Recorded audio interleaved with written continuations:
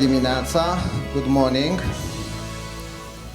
12 years ago, we organized an excellent event, Dr. Honoris Causa ceremony, and the awarded person was Martin Schulz, the President of the European Parliament at that moment. For the one who are aware of the policies of SNSPA related to Dr. Honoris Causa, we generally decide to award someone very rarely. For example, in the last 4 years, we didn't decide anything on this issue.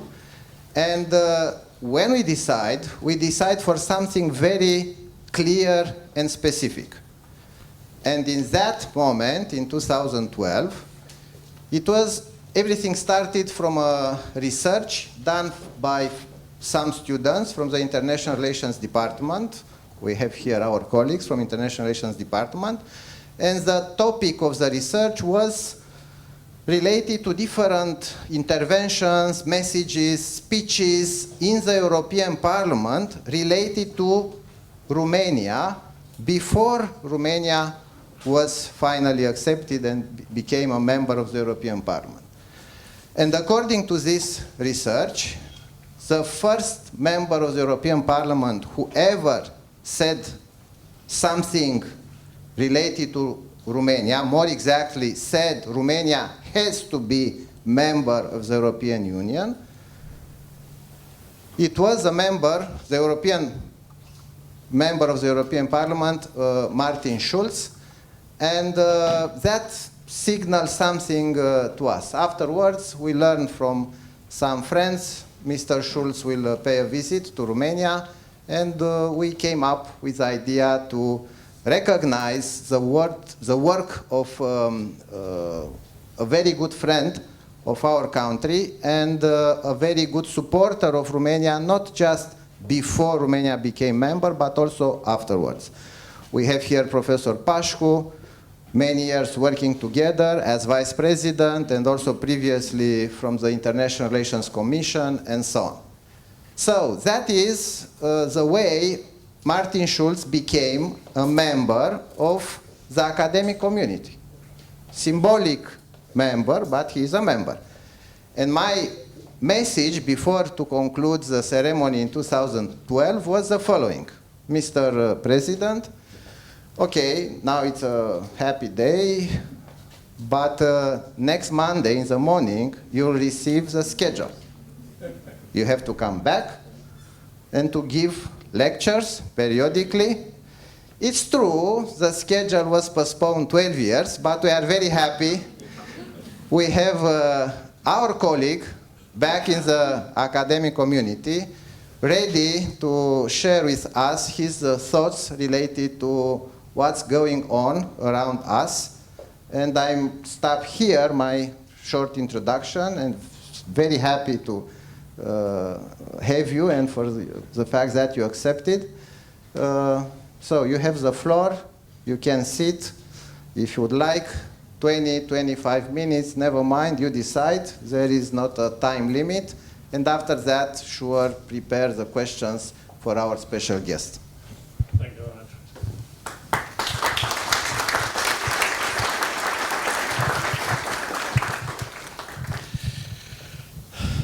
Director, President, magnificent Director. Thank you very much. If you discuss about academic titles and my integration in your academic corps here in the distinguished assembly, I'm very grateful that I can take the floor. And let me get back to your nice words about me and the reason why I was rewarded with the honorary doctor here in Bucharest 12 years ago. I don't know if I was the first one who spoke in the European Parliament, if the students made that research and concluded that it was me who, as first speaker in the European Parliament, insisted that Romania had to become a member of the European Union. I must admit, I remember the speech, but I'm not sure if I was the only one, but if I was the only one, or the first one, yeah, no, yeah, excuse me, the first one. The second was 2 years ago. If I was the first one, you made the right decision to give me the honorary doctor. The European Parliament in that time discussed about enlargement in a way I could never accept, especially concerning Bulgaria and Romania. And this was not a debate based on the duty of these both countries to fulfill the so-called Copenhagen criteria to join the European Union. It was a debate strongly influenced by prejudices, not by political facts, against countries where I raised always the question, where is the difference between Romania, for example, or Hungary, between Bulgaria and Slovakia? Why these countries can join the European Union, and in the same time we refuse an integration of Romania, for example, into the same community of sovereign nations. Why? And the answer were always a little bit sophisticated by inventing arguments which had nothing to do with the reality. And entering a little bit more in the arguments, you discovered very fast that it was based on a lack of knowledge, and a lack of knowledge leads always immediately to prejudices.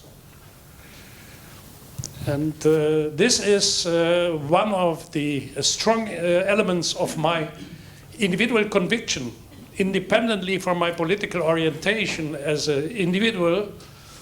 I was educated in a family and in a world, and I will get back to it a little bit later, in a world where I was born in this Western German post-Second World War society at the border to Belgium, the Netherlands, where I'm living until today, in this triangle between Aachen, Maastricht and Liège, in a three-cultural region with German, Dutch and Flemish and Wallonian and French and Luxembourg influence, that prejudices against others are the source of all conflicts, are the source of war always, and that we have to avoid prejudices by learning about the culture, the reality, the past, and the dreams for the future of other countries and other nations.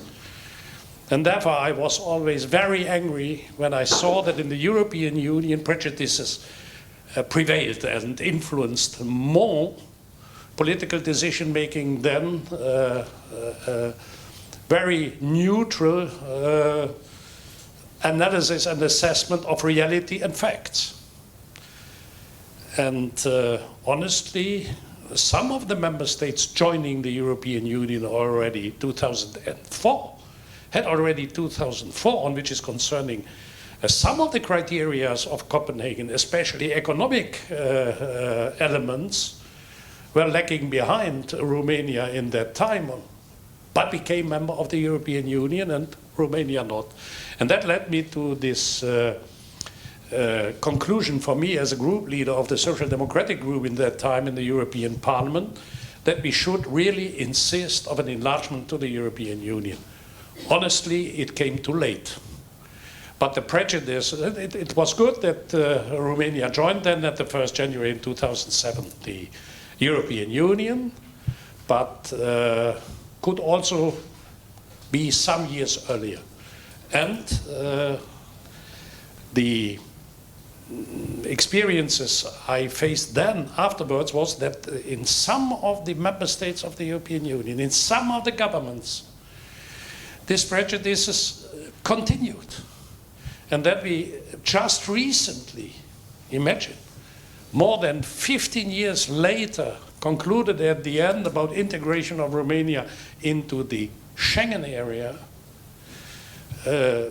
was in my eyes not only a mistake, it is shameful. And therefore, because we are here in a in an institution of political science, I want to take this as a chance to discuss with you today about the risk in international diplomacy not to stick to promises. In our private life, if you have somebody who is not sticking to what he is promising you, perhaps once you can forgive him, because life is dynamic and from time to time happen things that you can't keep your word.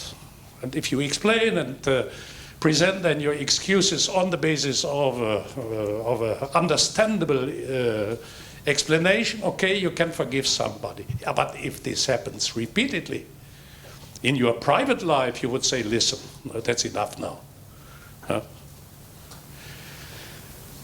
But that behavior in our private life, leading already for us as individuals privately to difficult and unpleasant situation, even perhaps at the end to a break with friends, to a rupture with people you used to work with. You should not allow that this is transferred on a diplomatic international level. I give you an example not about your own country, about another country, about what I called a diplomatic betrayal of the highest and riskful degree. Zoran Zaev, Prime Minister of North Macedonia, and Alexis Tsipras, Prime Minister of Greece, put their entire political weight in the negotiations about the name question of Fyrom or North Macedonia with the Greeks. You remember that Greek governments, left-wings or right-wing governments, mobilized emotions in their country against the name question whenever an election campaign needed that emotional step. Papandreou, I will never forget, a friend of mine, the old one, not George, his father, Andreas, mobilizing hundreds of thousands of people with Greek flags at the border. Macedonia is Greek. The European Union put one condition to Macedonia, North Macedonia. Please decide about that name question to join the European Union as a criteria of membership. And Zoran Zaev, as Prime Minister, running really the risk to lose his post, said, okay, we negotiate with the Greeks. Tsipras, for the first time after a long period of conservative rules under enormous difficulties in the countries, you remember the financial crisis of Greece, with the fall of the Papandreou and the Samaras government, and then with the surprising victory of Syriza, under enormous, exceptional, unprecedented pressure internally by economic and financial reasons, nevertheless, he said, I want to create peace in the region, stability in the region, and therefore North Macedonia should become a member of the European Union, and therefore we negotiate the so-called Prespa agreement, and they agreed about the name question solution. It was solved by referenda in both countries. It was not a ratification parliamentarian. They made referenda and they won. So that paved the way for North Macedonia to open the access negotiation. Then the European Council gathered and the President of France said no. This is, in my eyes, a kind of diplomatic betrayal. You promise something, people, politicians, citizens, whomever, believing in your honesty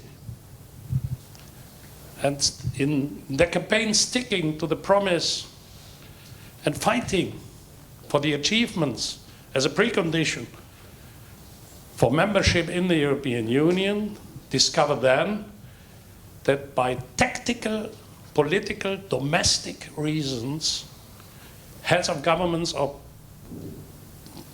presidents say no to what they themselves had promised in before. This is terrible. Why is this so terrible? Because a transnational democracy, a democracy like the European Union, where sovereign countries transfer elements of national sovereignty to a transnational level, means nothing else than a kind of giving up a sovereign power to institutions on the next level. Must be sure that this transfer of sovereignty happens in the frame of mutual trust. If not, and you convince your people in your country, let's give up that sovereignty and we transfer it because together we are stronger than alone, and your partners on the next level are not prepared to stick to what they promised you, you will be perceived in your own country as a betrayer of the interests of your own country. And then you lose the trust you need to organize on the next level with the other nations together, with the other governments together, the necessary step to protect your people better in a community than alone. That means such a behavior is completely counterproductive on which is concerning the necessary organization to tackle the challenges of the 21st century for all of us, for the Germans or for the Romanians. And this is my second observation. The European Union is threatened and challenged like never before. In the 21st century, in our multiple crisis area in which we are living, we must take note that no single country of the European Union, no single member of the European Union alone is able to compete economically, to compete militarily against rising forces in the world or against the permanent superpowers we are working with since now more than 80 years.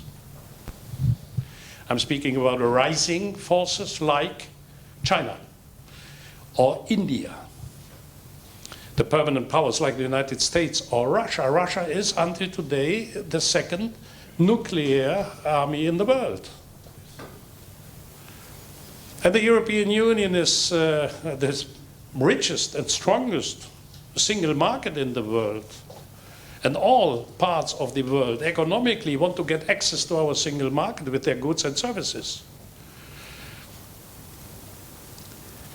But they are at the same time not only our partners, they are also our competitors, because China and the United States consider the single market as the European Union, not as we do it as an economic protection. They consider it as a competitor.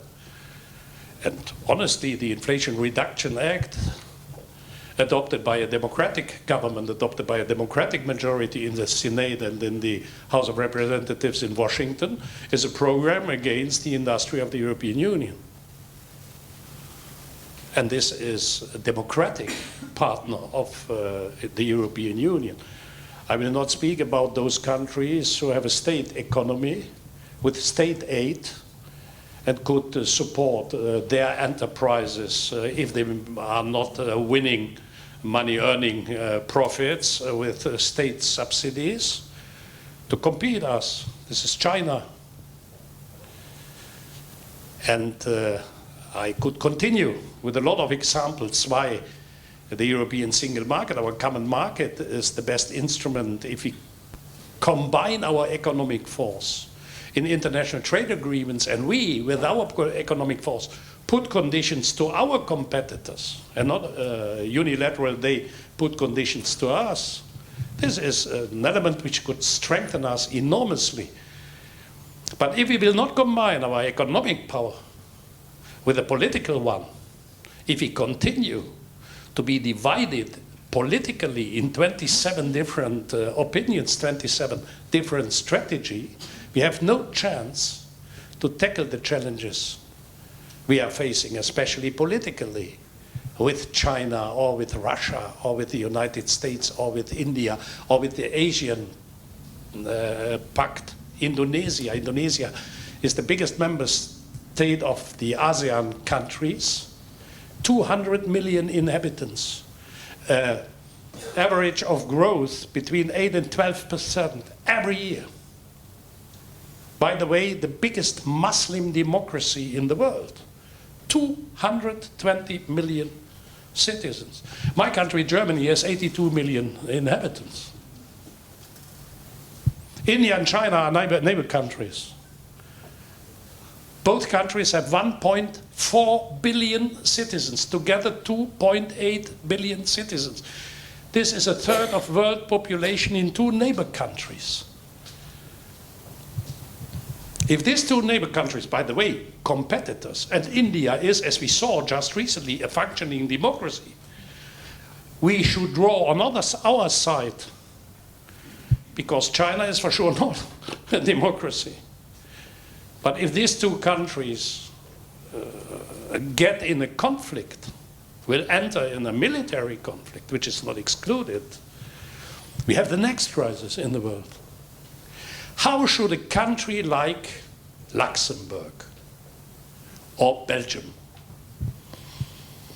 or Slovenia or Austria, okay, Austria is a very specific case, the Austrians, okay, they tackle all challenges. Or Portugal should compete with China or the United States. We Germans, we are the third economic power in the world. We are generating 35% of our GDP in export, but 67% of our export is going to this internal market of the European Union. We depend from a strong European Union more than ever other countries. My long-standing colleague in Europe, the former Prime Minister of Luxembourg and later President of the European Commission, Jean-Claude Juncker, he told always when he had some schnapps, what's that? Some cultural events. He told us always this joke that he said once a year the President of China, the Secretary General of the Chinese Communist Party in his time, was Hu Jintao, comes to Luxembourg and there was this joke we told always that he was asked by the Grand Duke, the President of China, the Grand Duke of Luxembourg said to him, "We show you today our whole country." And then he answered, "And what are we doing in the afternoon?" So that was our joke about Luxembourg and the size of the country. But Juncker said then, when Hu is in Luxembourg, I take him in my arm and then I tell him, "Listen, Hu, you and I, we together, we are a world power." And this is it's true. Luxembourg and China together, they can influence a lot in the world without any doubt. And he continued, when he is back in Beijing, he is still a world power, and what I'm the sous-préfet of Luxembourg. The European Union and the member states of the European Union, also Romania, we must understand that we are a community of small countries. And some of them who have not yet understood that they are called small countries. If we will not cooperate and deepen our economic and political and military and security integration in the 21st century, we will lose. And therefore I continue to fight for the European integration against those from outside who want to destroy the European Union because by more ideological reasons. Some of them by economic reasons, but Putin for sure by ideological reasons. Our concept of a modern, open-minded, diverse society looking to the future of our children and grandchildren in freedom and self-determination, our idea of a transnational democracy based on the principles of mutual respect, on tolerance as a precondition, tolerance and mutual respect for a decent life together, for a life in dignity. This is for sure not the concept of the Russian Federation. They want to divide us, they want to destroy, because their thinking is another one. Those who can give the orders, those who must follow. This is the concept of Russia. Our concept is respect, tolerance, and dignity. And therefore, I'm not surprised that the Russians finance those parties in our societies who are intolerant, respectless, and undecent. This is not surprisingly, and this is in your country the case, this is in my country the case. In a country like Germany, you can imagine that with the recent European election, a party with a list leader who is admiring the Waffen-SS. We have in Germany such a right-wing party that even the right-wingers in France and Italy don't want to work with them, which is in my eyes for Germany a signal of alert. In a country with the responsibility for the war crimes of the Second World War, with the Hitler regime, a party with a list leader for the European election, praising the SS shows we are living in dramatic times. We are living in a changing world where the certainty that we had overcome the dictatorships, that we had a victory against this thinking of oppression, of extermination, of these dreams of grand empires submitting everything under the rule of power instead of the rule of law, under the rule of violence instead of respect. These people thinking in that way are generating more and more support in all member states of the European Union. They are supported by the Chinese, they are supported by the Russians, and we should be honest, they are also supported by some elements of the democracy in the United States of America. The thinking of Donald Trump is not as far from this kind of political vision as it should normally be. Donald Trump is not respectful, and he is not tolerant, and honestly, privately, he is not a decent man. But perhaps the next president of the United States, and what will happen if he makes a deal with Putin? We as Europeans should prepare to stick even more than ever together, because then we are alone. And then no single country of the European Union is strong enough, neither your country nor my country, and for sure not the smaller countries of the European Union. The Baltic countries, for example, are not able to defend their interest alone. Therefore, more than ever in the 21st century, European integration is, in my eyes, not only necessary, it's a question of survival for our democracies. And the survival of our democracies is the best instrument to grant to our children and grandchildren the same privileges we, in our lifetime, had the chance to live with. Your country has a different history than my country. To get rid of the dictatorship here happened much later than in my country. And therefore I'm admiring the progress of democracies in countries like Romania. I started by saying I'm a typical West German post-war child, born in 1955. In 1955, the Federal Republic of Germany was 6 years old, but the war was already 10 years over, and what we call in German das Wirtschaftswunder, the miracle of our economic development, happened. And I was born in the middle of the Wirtschaftswunder. And if somebody would ask me what was the word influencing my private life most, I would answer the word more. I had always more. I had more freedom. I had more salary. I had more holidays. I had more information, more democracy, more rights, individual rights. I had more free movement. I had everything more.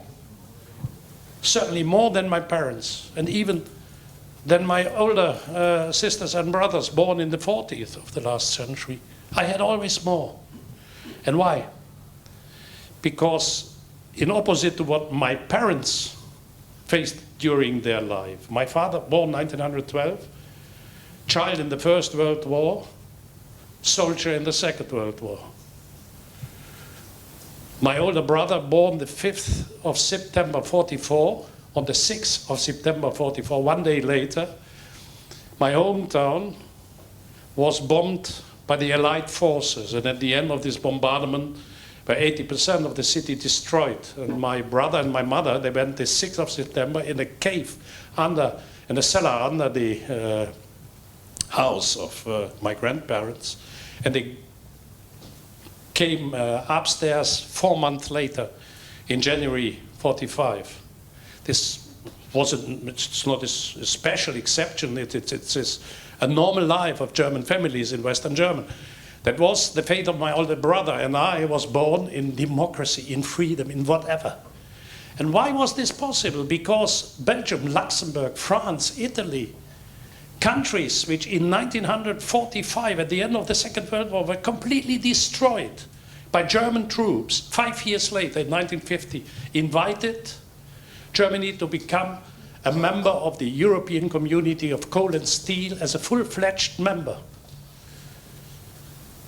Against a lot of resistance in these countries, because there was living a lot of people suffering under German dictatorship and occupation, and they were against. But Schuman, the famous French foreign minister with the Schuman Declaration, said in the French National Assembly, if Europe wants to have once really sustainable peace, Germany must become a democracy. If that country continues to be the uncertain dictatorship, we will never have peace in Europe. And we achieved.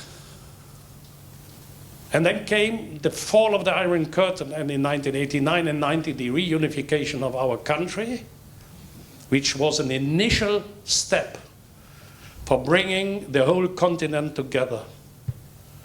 And Romania, in the community, together with Poland, these two countries, in my eyes, were those countries who contributed most to the achievement that also the eastern part of Europe, as democratic countries getting rid of a bloody dictatorship, could create a continent of sovereign countries and nations working across borders. I'm not only speaking about physical borders, about cultural borders, beyond different histories, languages, linguistic borders.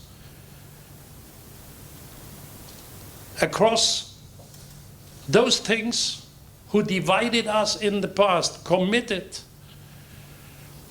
to realize the dream that countries and nations across borders working together are always stronger than those nations who fight militarily on the basis of war, imperialism, and cultural disregard against each other. This is the history of the 20th century of Europe.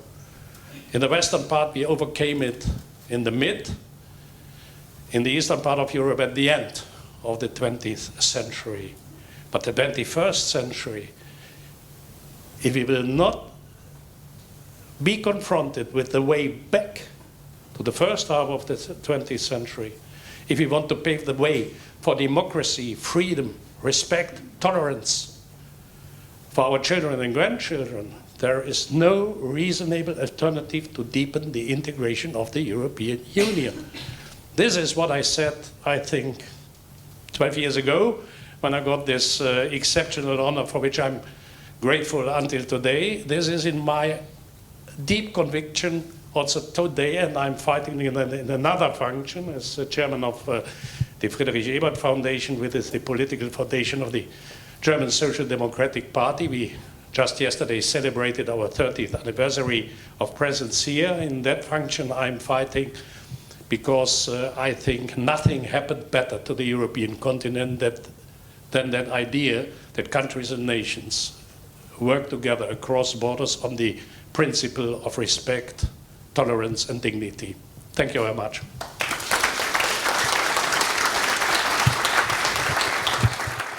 Rectors have the privilege to moderate and to do a lot of things. Also, I have the privilege of the first question, and after that I will invite my colleagues. I'm looking to Yuri Elancă, the former Prime Minister of Moldavia. Also, he is a member of our academic community as a Romanian citizen, but also he is a Moldavian citizen. For us, it's important to know what is going to happen in the next years. Also, you know, Romania has supported all the time Western Balkans. 1 month ago, the president of Montenegro was here speaking about exactly the same things, the promise which he made in front of his citizens to lead Montenegro to European Union. But also we are interested to see what's going to happen with Moldavia. And also we know there are discussions about Turkey, decades of discussions. And unfortunately, Ukraine, Georgia. But my question would be more focused on what would be the perspective in terms of years related to Moldavia and some countries from Western Balkans. After that, I let and I invite my colleagues to address questions. I think the best way is to have some questions and to answer to a bunch of them. So, please. The first one, our colleague, student, please introduce yourself and the question. I'm Roana Rotaru, student here at SNSPA. I would like to know how can we increase the gender equality in Romania, because we are last in Europe.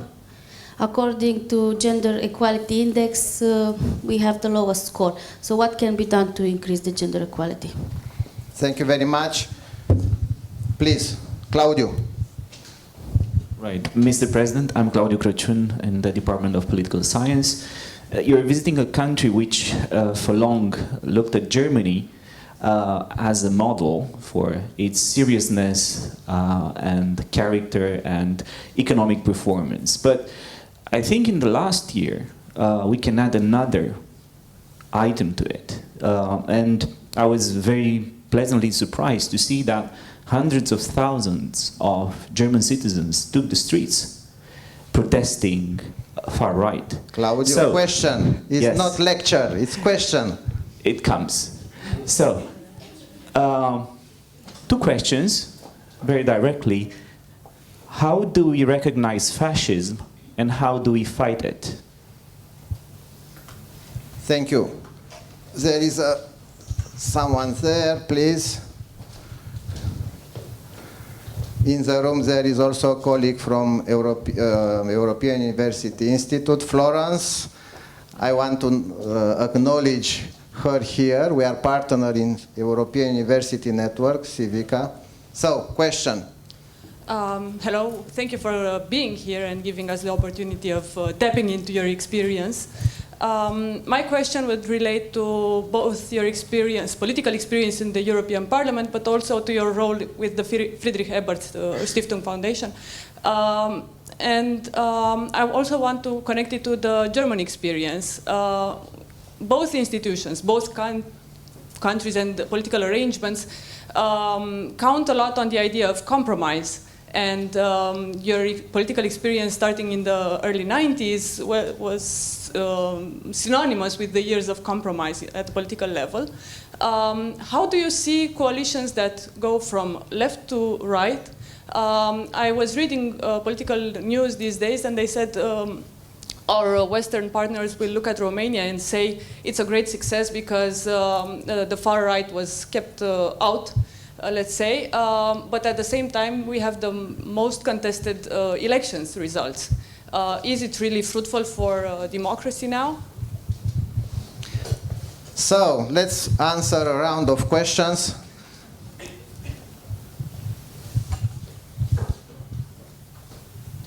Yeah, thank you very much for the question. I start with your first question. The enlargement of the European Union means nothing else than to integrate within their community of nations and countries who are not yet a member but who belong to Europe and to our idea. This is for the Western Balkan countries, the same case as for Moldova. And sooner or later, we must find a way how to enlarge the European Union so that these nations can become a member of our European family. But one thing is also clear. As long as the European Union will not be able to reform its treaties, and we continue especially on the principle of unanimity, every enlargement leads to a kind of paralysis of the European Union. This is our big historical contradiction, that you on one hand needs geopolitically that enlargement, but on the other side we are structurally with every enlargement increasing the possibility of decision making.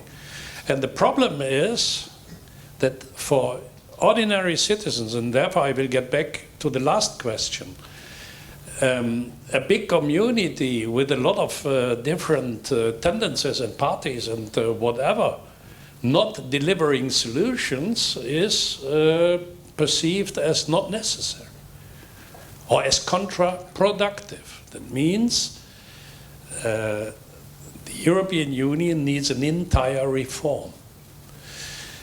But that was the same debate we had 20 years ago.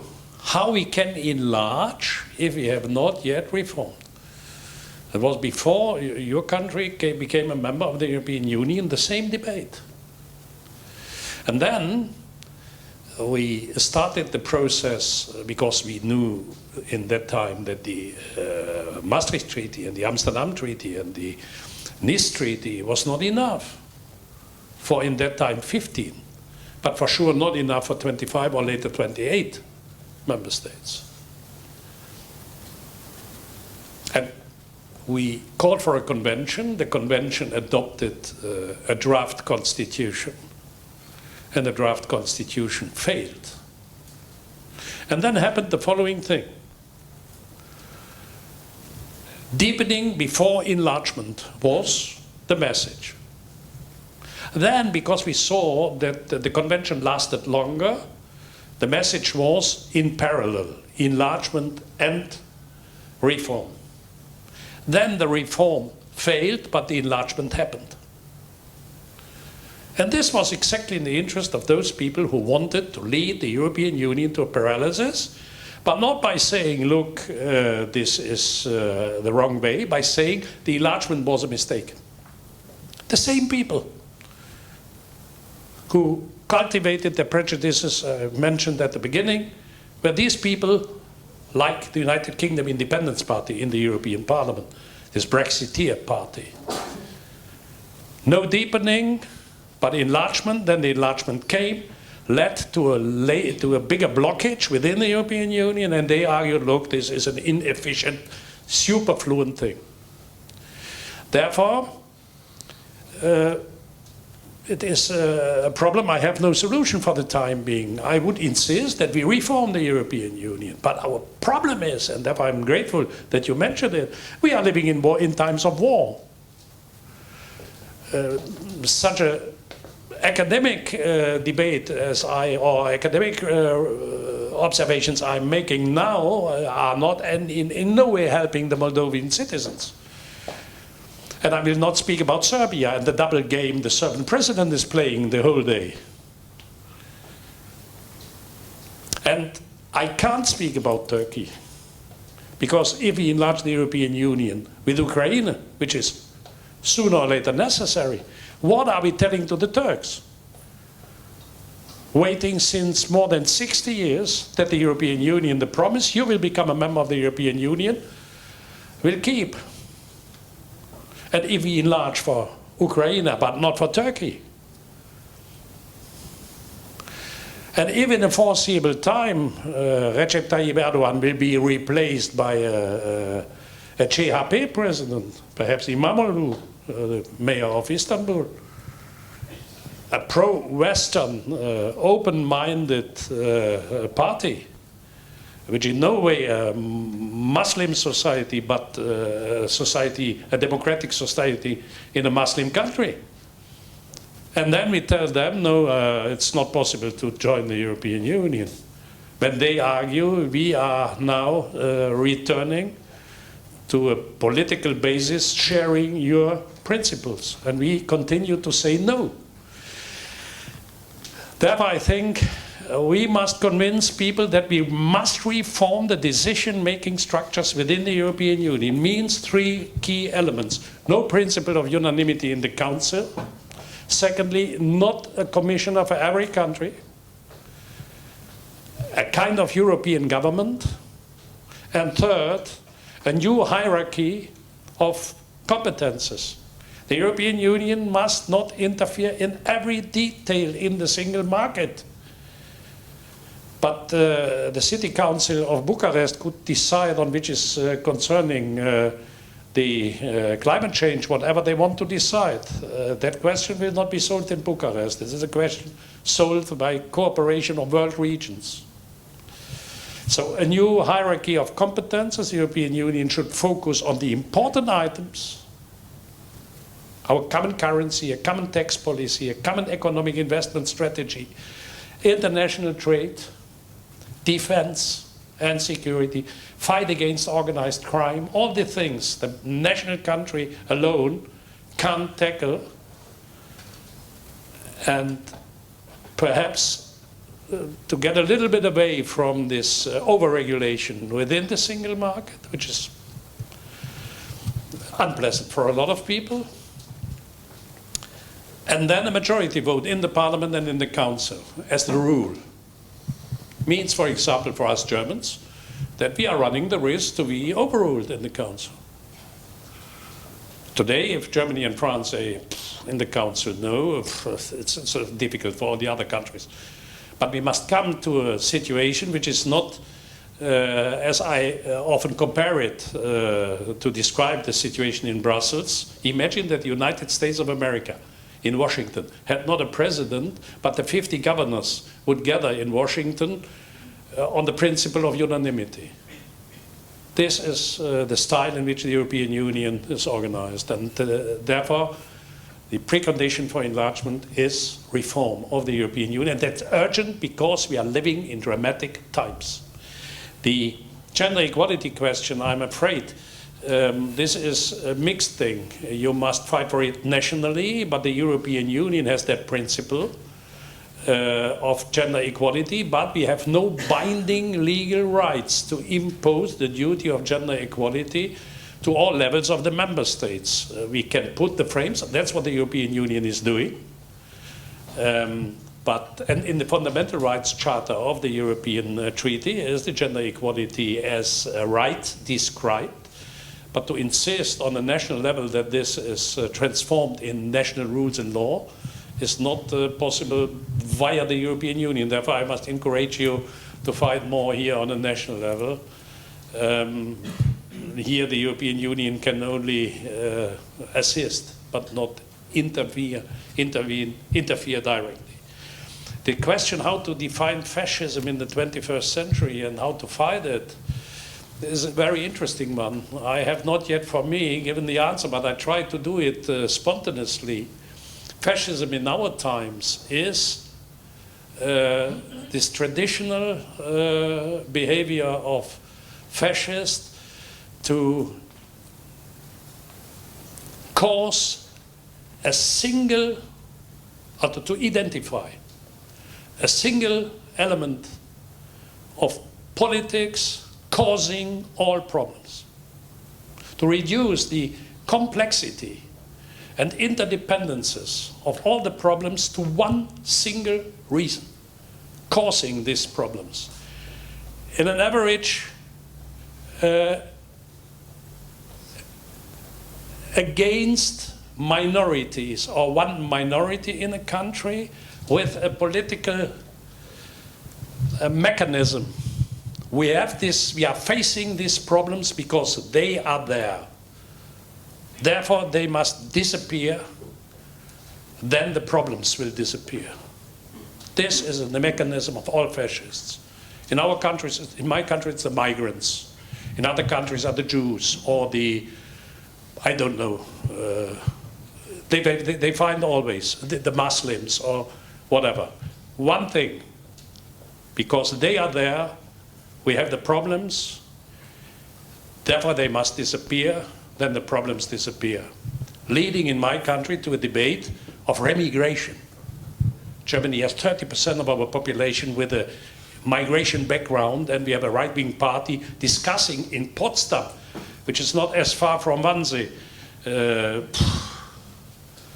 So fascists, but this is not enough in the 21st century. We must add one thing.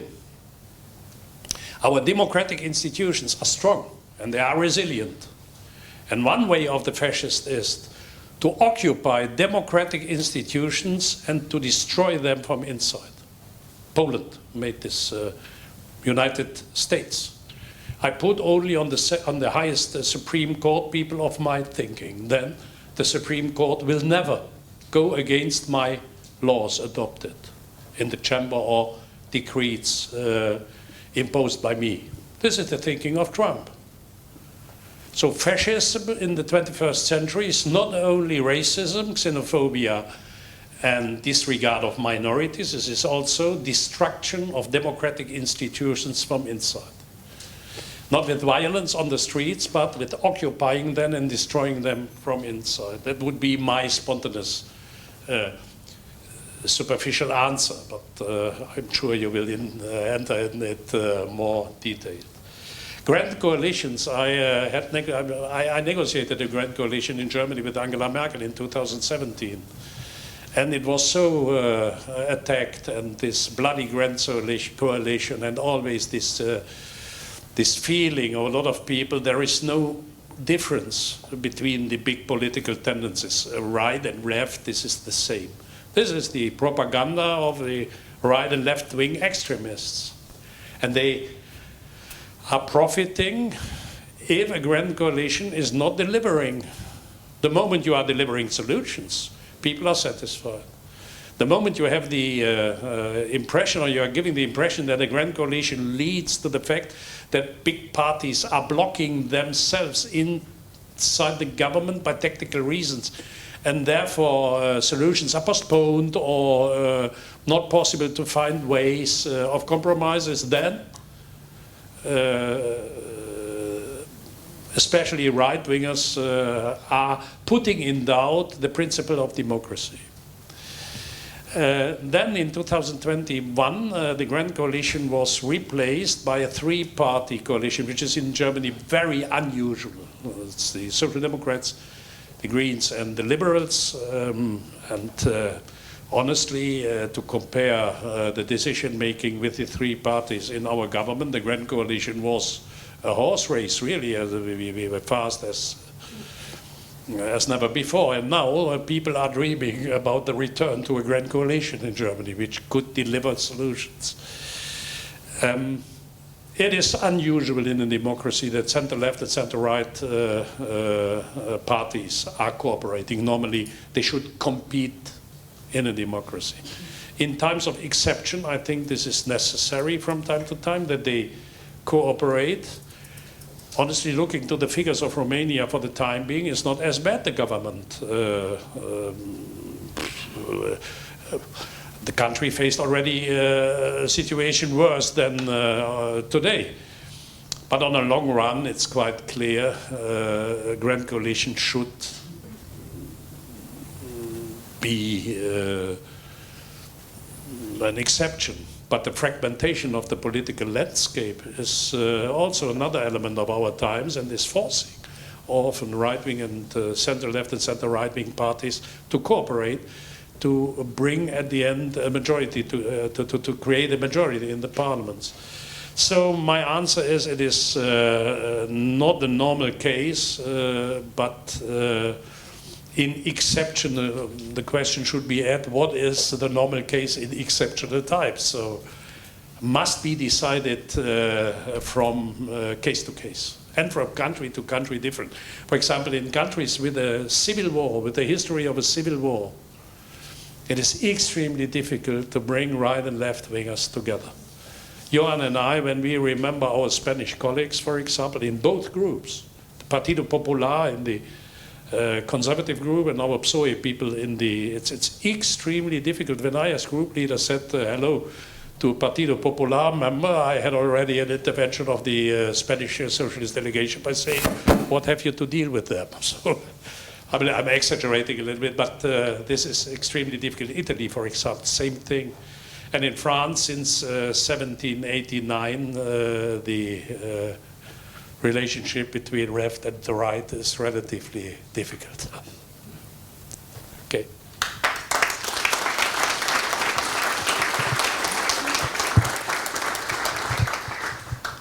I promised a second round of questions, but the second round will be shorter.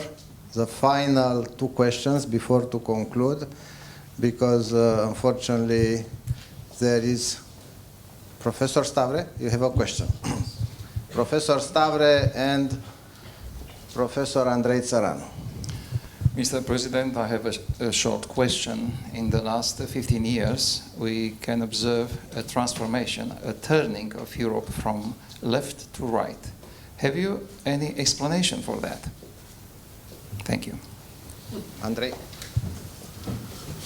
Thank you. My question is more for your former quality of leader of SPD and leader of the Alliance of the Socialists and Democrats in Europe. And the question is very simple. What and how can you deal with the socialists in France now after they made the coalition with La France Insoumise of Mélenchon? Thank you. Okay. I must present my excuses. My answers are too long, but your questions are too complicated. So,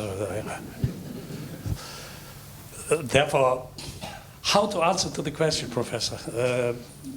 Why this exchange between left and right? I try to answer in a nutshell. It is not a coherent thing. In some countries, the traditional left kept the traditional left voters. Sweden, for example, is such a country. In other countries, where the left, France is a good example, where the left, the Socialist Party, became more a party discussing about society questions and not about social questions. The right-wing parties, like the Front National, appeared publicly as a party nearer to the problems of ordinary citizens to organize their daily life. What they did, by the way. And development, we as Social Democrats all over in Europe allowed this penetration of every level of daily life by this dream of economization, privatization as everything. I'll give you the example. The French Telecom made an analysis in all the villages where they closed the post shop, which was normally in a bistro, leading half a year later to the closing of the bistro, because there was no reason to go there. The Front National in the following election doubled the vote, because ordinary citizens had the feeling we are completely disconnected And if socialist parties have not the principle that we are the protection force of ordinary citizens, we can discuss about everything, international politics, whatever, cultural questions. But if we give up that principle, we are the party defending the interest of those who have nobody else defending them, then we lose. This is, in my eyes, one of the explanations why because right-wing parties, with their very simple rhetoric, their very simple language, became at the end nearer to the ordinary citizens than we. Also, a spontaneous reaction, which is not entering in deeper analysis, but I try to do so. And the question about the colleagues in France, friends in France.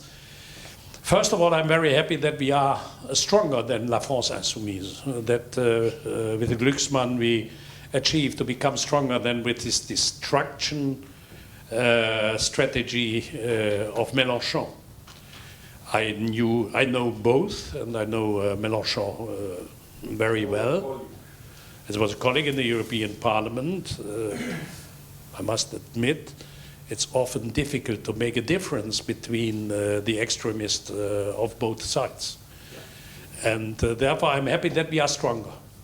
But if we want to beat Marine Le Pen, we need the vote of these people. And I would add what I said in the answer to the previous question. There is a lot of people voting for La France Insoumise, not by ideological reason, but by the feeling they are protecting me more than other people in the question of housing, in the question of food prices, of energy prices, of taxes. So 95% of citizens, I was 11-year mayor. I had the privilege to become the highest representative of the European Parliament, but in the same time I was 11 years mayor of a city of 40,000 inhabitants in Germany. My political experience is the following one, and with this I will close. You can discuss whatever, and people are allowing you to create worldwide solutions if they have the feeling he cares about me and my children. 95% of citizens have no clue about the United Nations or about the European Union or NATO or whatever. But 2 salaries, 2 children, and not enough money to pay the rent for the apartment. Or 2 children, one in a school here, the other one in a kindergarten there, the husband working here, I am working there, my mother-in-law sick in a hospital, and no public transport, and a government imposing taxes on a private transport, or blocking parking places, or whatever.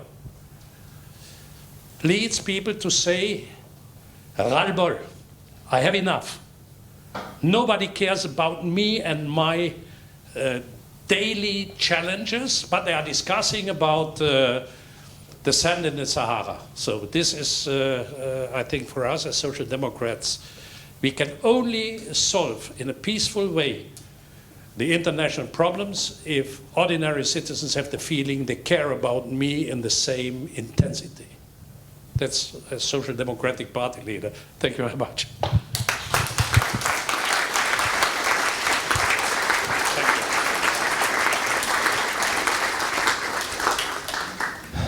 Mr. President, I've attended many conferences. I think, and I'm old enough to be able to compare. I think it's the first time when really in 1 hour I had the possibility to see through your explanations the big picture, geopolitical picture, and the picture in an ordinary family never mind this is in Germany, Romania, or around the world. So that is real politics, to see the challenges ahead, but also to be able to see people. And with your experience, always you've been focused on this component. Thank you very much for once again for accepting to come back home in SNSPA. Thank you very much.